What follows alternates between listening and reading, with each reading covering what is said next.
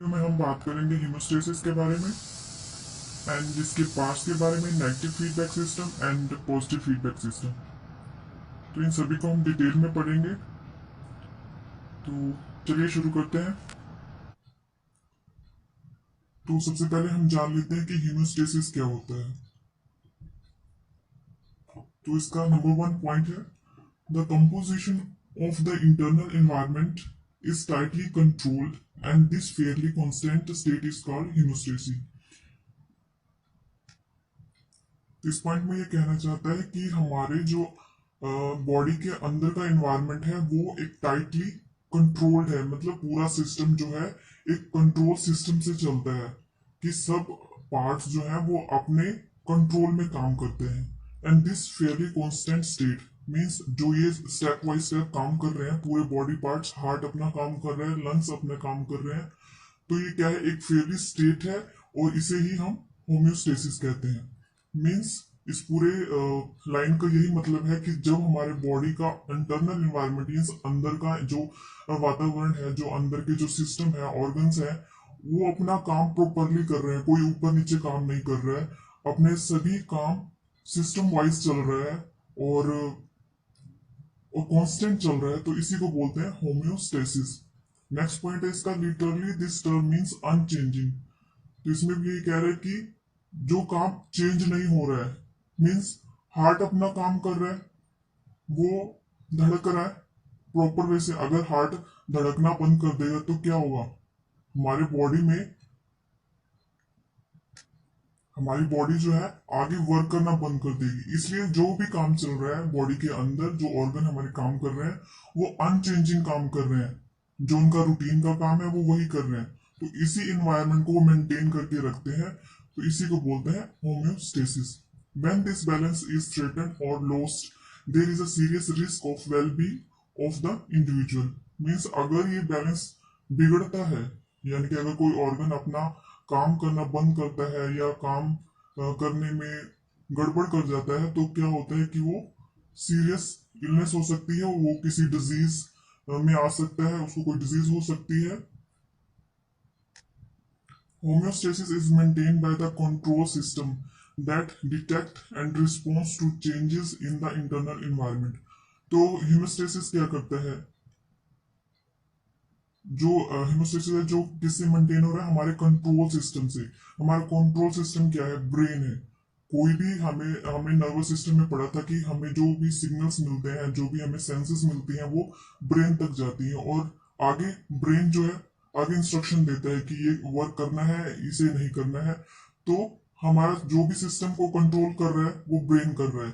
तो ब्रेन क्या करता है, उसे सिग्नल को डिटेक्ट करता है और फिर उसके अकॉर्डिंग रिस्पॉन्स करता है। तो इस पॉइंट में यही बोल रहा है कि haemostasis is maintain by the control system. Haemostasis क्या है, एक कंट्रोल सिस्टम से मेंटेन हो रहा है, मतलब एक कंट्रोल सिस्टम से यानी कि ब्रेन से वो चल रहा है, जो कि डिटेक्ट करता है, जो भी उसे रिस्पॉन्स मिल रहे हैं उसे वो जांचता है। देन जो भी चेंजेस हुए हैं उस चेंजेस को वो ठीक करना शुरू कर देता है। तो अब ये इंटरनल इन्वायरमेंट की बार बार बात हो रही है, तो इंटरनल इन्वायरमेंट क्या है ये हम आगे बढ़ते हैं। Internal environment is the water-based medium in which body cell exist। तो हमने बॉडी फ्लूइड में पढ़ा था कि intracellular and interstitial fluid, extracellular fluid. तो हमारे बॉडी के अंदर ये सारे फ्लूइड प्रेजेंट होते हैं और जो हमारे सेल है, जो हमारे ऑर्गन्स है, सारे इसी फ्लूइड से कनेक्टेड है, मतलब इसी इसी फ्लूइड में रहते हैं। तो हमारे अंदर के एनवायरनमेंट में क्या है, सबसे ज्यादा फ्लूइड है, यानी कि वाटर है, प्रेजेंट है हमारी बॉडी के अंदर। तो इसमें ये कह रहा है कि internal environment is water based medium in which body cell exist. Means हमारे बॉडी के अंदर क्या है, वाटर प्रेजेंट है, जिसके अंदर जो है सेल प्रेजेंट है, सेल उसके अंदर रहता है। Oxygen and other substances they required must travel from internal transport system through interstitial fluid. Oxygen and other substances क्या है, ट्रेवल कर रहे हैं हमारे बॉडी में, किसके थ्रू, ब्लड के थ्रू। तो अदर सब्सटेंसेस मींस जो भी हम न्यूट्रिएंट्स लेते हैं, एनर्जी लेते हैं, तो वो क्या कर रहे हैं, हमारे बॉडी में ट्रेवल कर रहे हैं। तो किसके थ्रू कर रहे हैं, वो इंटरस्टिशियल फ्लूइड के द्वारा जो है वो हमारे बॉडी में ट्रेवल कर रहे हैं। तो ये पूरा सिस्टम हमारा कहाँ चल रहा है, इंटरनल इन्वायरमेंट में चल रहा है। नेक्स्ट पॉइंट है इसमें, the body has many regulating system that can usually bring internal environment back into balance. तो इस पॉइंट में ये कह रहे हैं कि बॉडी के अंदर जो है बहुत सारे रेगुलेटिंग सिस्टम काम करते हैं। अगर हमारी बॉडी का एनवायरनमेंट बिगड़ता है, हमारी बॉडी का एनवायरनमेंट में कुछ भी इफेक्ट होता है, तो हमारी बॉडी के अंदर बहुत सारे रेगुलेटिंग सिस्टम काम करते हैं जो कि बिगड़े हुए एनवायरनमेंट को या ऊपर नीचे हुए एनवायरनमेंट को वापस बैलेंस में ले आते हैं। नेक्स्ट पॉइंट है, the nervous system regulate the homeostasis by the sending electrical signal known as nerve impulse to organs. तो ऊपर वाले पॉइंट में यह कह रहा था कि मैनी रेगुलेटिंग सिस्टम, तो बहुत सारे रेगुलेटिंग सिस्टम जो है काम करते हैं। तो इसमें बताया गया है कि कौन से रेगुलेटिंग सिस्टम जो है काम करते हैं। इसमें आगे है nerve system. Nerve system regulate the homeostasis, कि इसको जो है रेगुलेट करती है, मेंटेन करती है by sending electrical signal, means electrical signal भेजती है कि इंटरनल इन्वायरमेंट में कुछ जो है गड़बड़ हो गया है।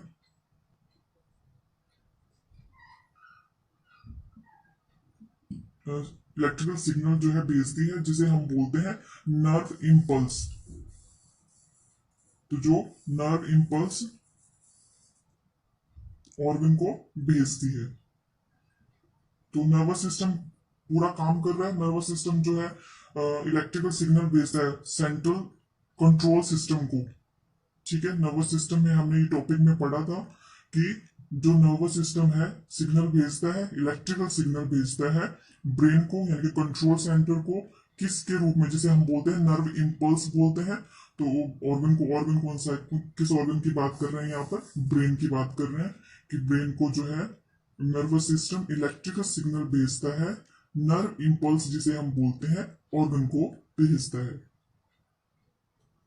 नेक्स्ट पॉइंट आ गया इसमें, the endocrine system regulate homeostasis by some hormones secreted by its gland. जैसे नर्वस सिस्टम वर्क कर रहा था, वैसे ही इंडोक्राइन सिस्टम भी क्या कर रहा है, यहाँ पर हार्मोन सिक्रीट कर रहा है कि ये हार्मोन के थ्रू जो है सिग्नल भेज रहा है कंट्रोल सिस्टम को कि आपको इंटरनल इन्वायरमेंट में गड़बड़ हो गई है, कुछ सिस्टम में वर्क नहीं हो रहा है इंटरनल इन्वायरमेंट में। तो इंडोक्राइन सिस्टम भी सिग्नल भेजता है, हार्मोन्स सिक्रीट करता है।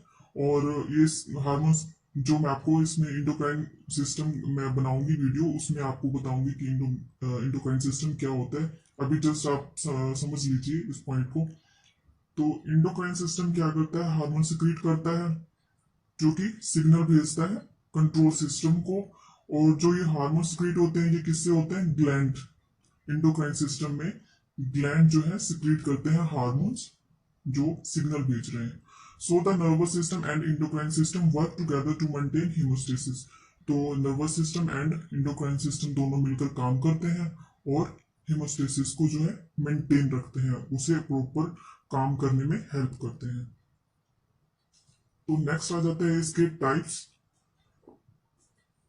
ये है दो तरह के, negative feedback system and positive feedback system. तो सबसे पहले है नेगेटिव फीडबैक सिस्टम। जैसे कि नाम दिया हुआ नेगेटिव फीडबैक सिस्टम, अगर हम इसके नाम पर जाएंगे तो इसका मीनिंग बिल्कुल ही उल्टा हो जाएगा, जो ये वर्क कर रहा है उसका अपोजिट हो जाएगा। तो जैसे कि हम साइंस में पढ़ते हैं, नेगेटिव मीन्स,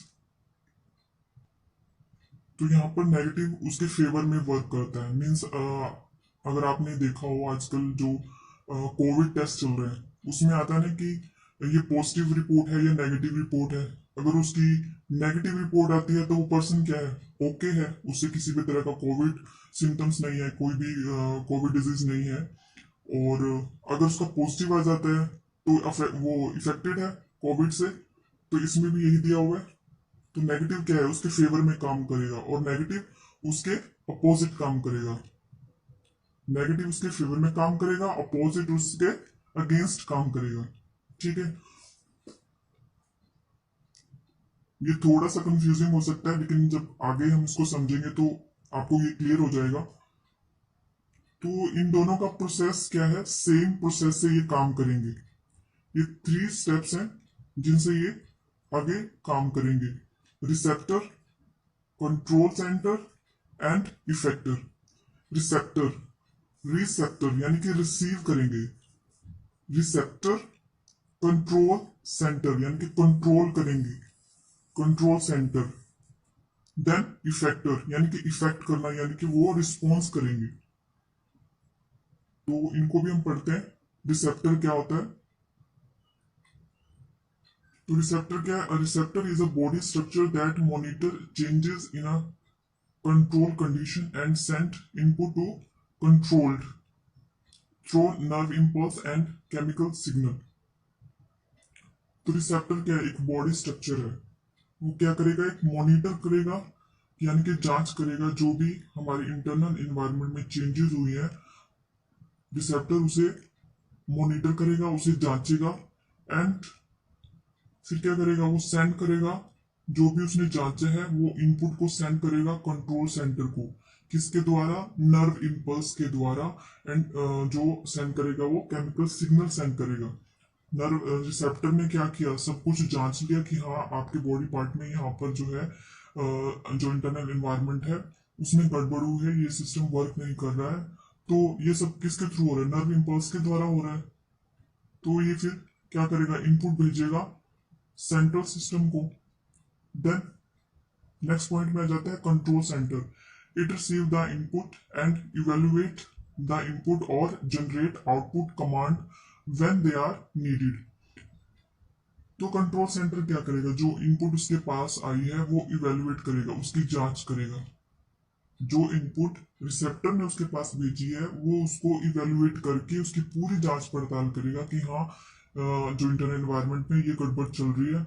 देन वो आउटपुट कमांड देगा नेक्स्ट इफेक्टर को। ठीक है, नेक्स्ट पॉइंट आ जाता है इफेक्टर।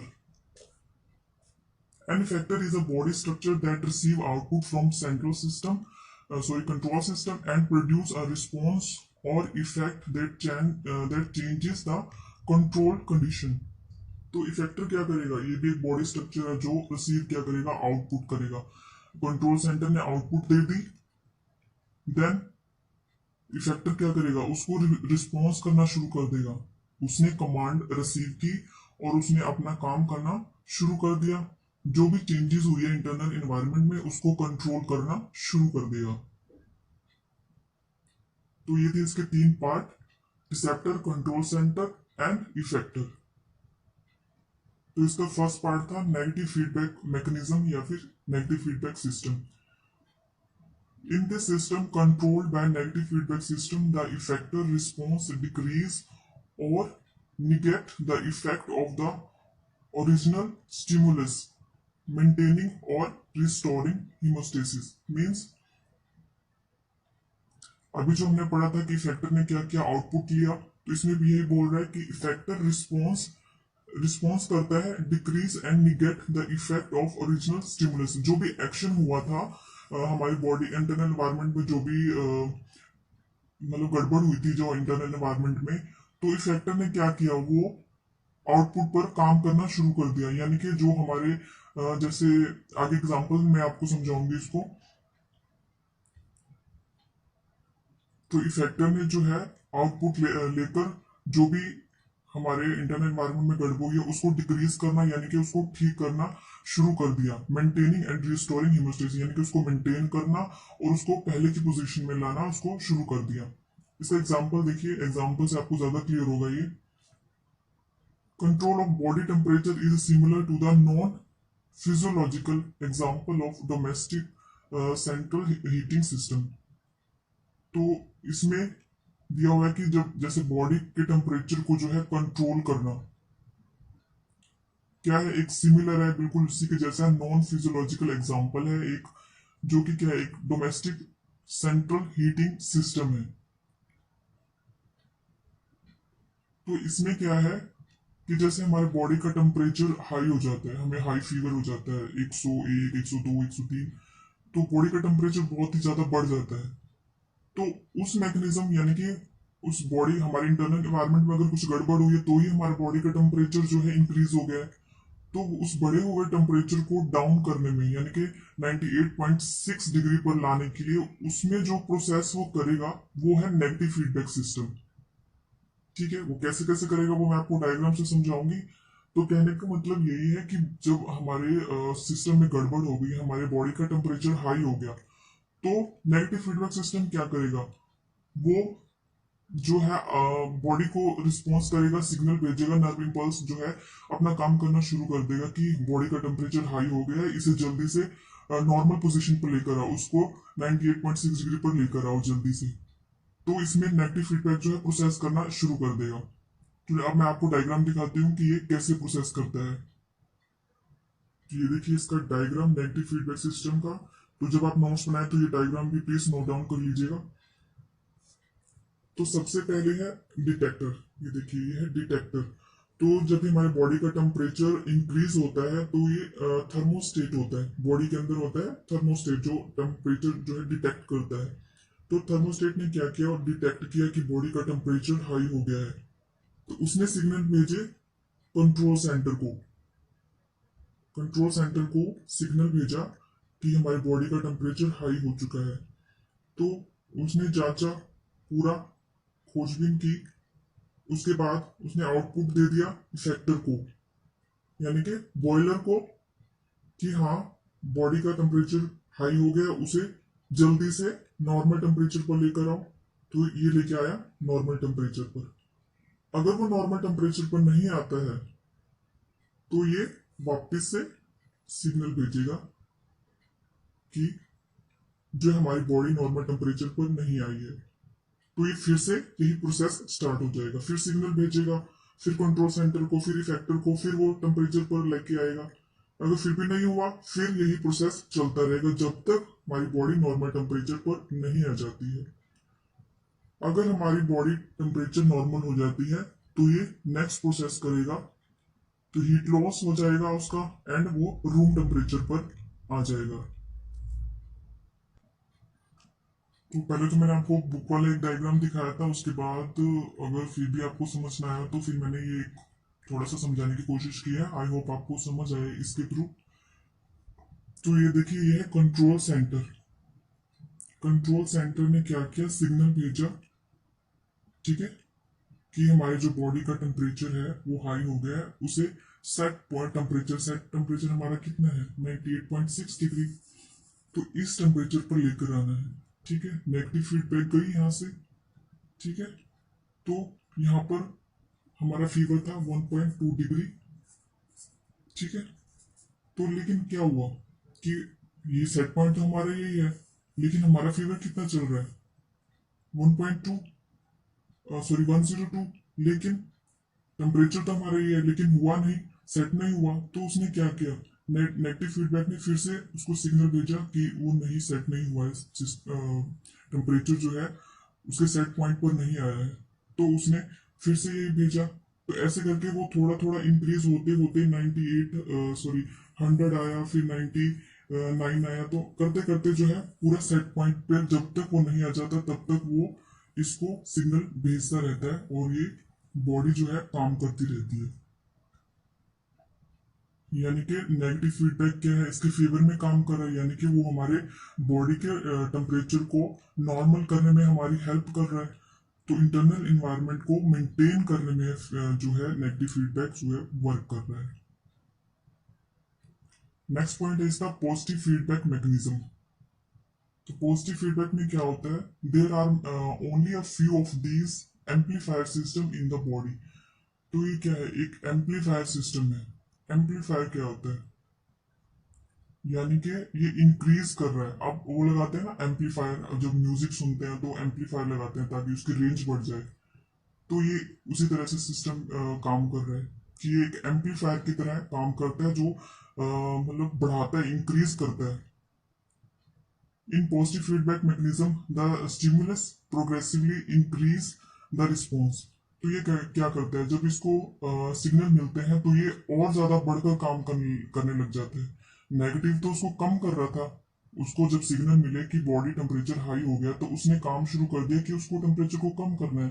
लेकिन इस ये क्या कर रहा है, अपोजिट काम कर रहा है। इसे सिग्नल मिले तो इसने और ज्यादा बढ़ाना शुरू कर दिया। कैसे, आपको मैं एग्जांपल में समझाऊंगी।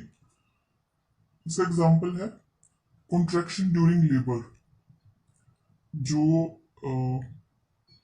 बेबी जब बर्थ होने वाला होता है, मतलब जब बेबी का बर्थ हो रहा होता है, जब मदर को कॉन्ट्रैक्शन होती है, मीन्स जो बीच बीच में जो पेन उठता है उसे, तो वो जब वो पेन पहले तो स्लो होता है, आपने देखा होगा कि अरे धीरे धीरे पेन होता है, फिर वो धीरे धीरे बढ़ता चला जाता है, बढ़ता बढ़ता बढ़ता वो एक्सट्रीम पर चला जाता है जब बेबी डिलीवर होने वाला होता है। तो जैसे इसमें कॉन्ट्रैक्शन दिया हुआ है कि वो पेन बढ़ता है, तो यहाँ पर कौन पॉजिटिव फीडबैक काम कर रहा है कि उस पेन को बढ़ा रहा है वो धीरे धीरे। तो उस पेन को जो बढ़ाने का जो प्रोसेस है, यानी कि उस सिग्नल को और ज्यादा पावर दे रहा है। During labour contraction of the uterus are stimulated by the hormone oxytocin. Means जो बॉडी क्या होगी, एक हार्मोन सिक्रीट करेगा ऑक्सीटोसिन। तो ऑक्सीटोसिन क्या करेगा, वो सिग्नल भेजेगा कि हाँ और पेन चाहिए और कॉन्ट्रैक्शन चाहिए बेबी को बर्थ के लिए। तो पॉजिटिव फीडबैक क्या करेगा, काम करना शुरू कर देगा। इसको भी मैं आपको डायग्राम से समझाती हूँ।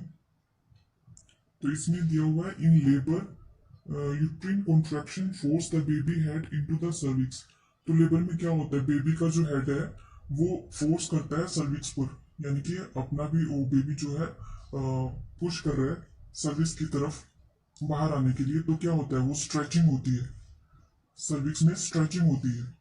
तो देन क्या कर रहा है, वो सिग्नल भेज रहा है stretch receptor in uterine cervix. क्या डिटेक्टर क्या काम कर रहा है, स्ट्रेच कर रहा है। डिटेक्ट किया उसने कि हाँ यहाँ पर स्ट्रेचिंग करनी है, यहाँ पर जो है स्ट्रेचिंग वाला प्रोसेस करना है। तो नर्व इम्पल्स ने आगे सिग्नल भेजा कंट्रोल सेंटर को, hypothalamus and posterior pituitary control centre. तो इसका कंट्रोल सेंटर क्या है, हाइपोथैलेमस एंड पोस्टीरियर पिट्यूटरी इसका क्या है, कंट्रोल सेंटर है। ठीक है, नर्व इम्पल्स ने सिग्नल भेज दिया यहाँ पर। उसके बाद उसने प्रोसेस शुरू किया। तो मसल्स होती है वहां पर भी, तो उन्होंने क्या किया कि इफेक्टर ने आउटपुट दिखाना शुरू किया। ठीक है, स्मूथ मसल ने अपना काम करना शुरू किया। तो उसने क्या किया, स्ट्रॉन्ग कॉन्ट्रैक्शन यानी कि और कॉन्ट्रैक्शन देनी शुरू कर दी, जिससे क्या हुआ, baby head further into the cervix. जो बेबी का जो हेड है वो और आगे सर्विक्स की तरफ आना शुरू हो गया। तो अगर बेबी का बर्थ हो जाता है, तो अगर उसका बेबी का हेड जो है सर्विक्स से बाहर आ जाता है तो बेबी बर्थ हो जाएगा। ठीक है, अगर अभी भी नहीं हुआ है तो वो क्या करेगा, फिर से सिग्नल भेजेगा वापस डिटेक्टर की तरफ कि अभी भी जो है यहाँ पर और कॉन्ट्रैक्शन की जरूरत है। तो वो फिर से डिटेक्ट करेगा, फिर से डिटेक्ट किया, नर्व भेजा, फिर उसने क्या किया, ऑक्सीटोसिन रिलीज किया। फिर इफेक्टर ने अपना काम करना शुरू किया, सारा आउटपुट लेकर जो है काम करना शुरू किया और उसने कॉन्ट्रैक्शन बढ़ा दी। तो यही प्रोसेस चलता रहता है जब तक बेबी का जो है बर्थ नहीं हो जाता। तो आज का हमारा टॉपिक कंप्लीट हो गया है। तो आई होप आपको ये टॉपिक क्लियर हो गया होगा। तो प्लीज़ मुझे कमेंट करके ज़रूर बताइएगा कि आपको मेरे टॉपिक क्लियर होते हैं या नहीं होते हैं, ताकि मैं थोड़ा और एग्जांपल या कुछ ऐसा इसमें डालूँ ताकि आपको टॉपिक क्लियर हो जाए। तो थैंक यू गाइस वॉचिंग।